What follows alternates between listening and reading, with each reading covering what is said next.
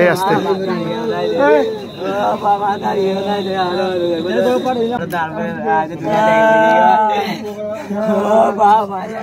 কক্সবাজার চট্টগ্রাম রেলপথে রামুর ধুলিছড়া রেল ক্রসিংয়ে ভয়াবহ ট্রেন দুর্ঘটনায় প্রাণ হারান একই পরিবারের 4 জন সহ মোট 5 জন। আর পরিবারের মধ্যে 4 জন।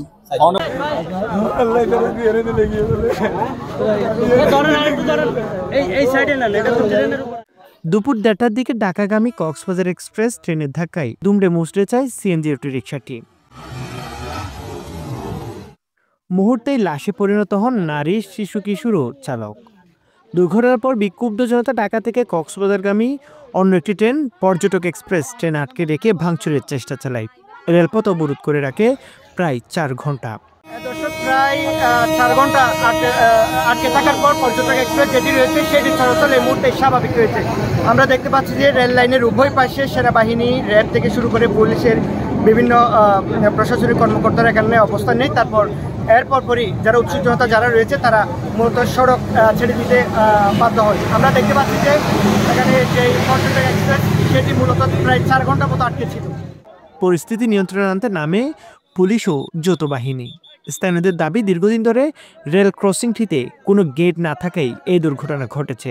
আমাদের রশিদনগরবাসীর প্রথম দাবি হচ্ছে আমাদের রশিদনগরে 3টা রেল ক্রসিং আছে, এখনো অরক্ষিত রেল ক্রসিংয়ের কারণে আমাদের বারবার নিয়মিত এখানে অ্যাক্সিডেন্ট হয়ে যাচ্ছে।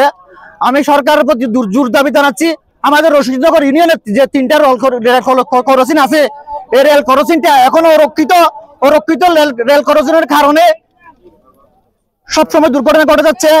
আজকে যখন যে সিএনজিটা আসার সময় রাস্তা পার হওয়ার সময় রেলটা আসতেছে, এটা কিন্তু দেখতে পাই না যে রেলওয়ালের পাশে যে গাছগুলার রাখা হয়েছে এই গাছগুলাতে জন্য মানে কি গাড়ি ঘোড়া ওঠার সময় রেল আসার সময় দেখা যায় না। তাদের প্রশ্ন, আর কত প্রাঞ্জলে ব্যবস্থা হবে?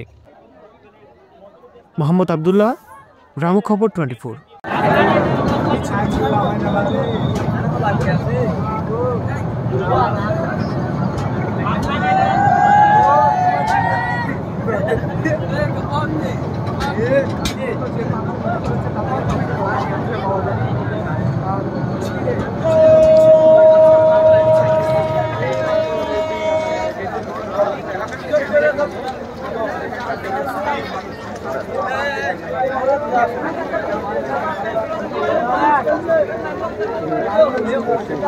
you.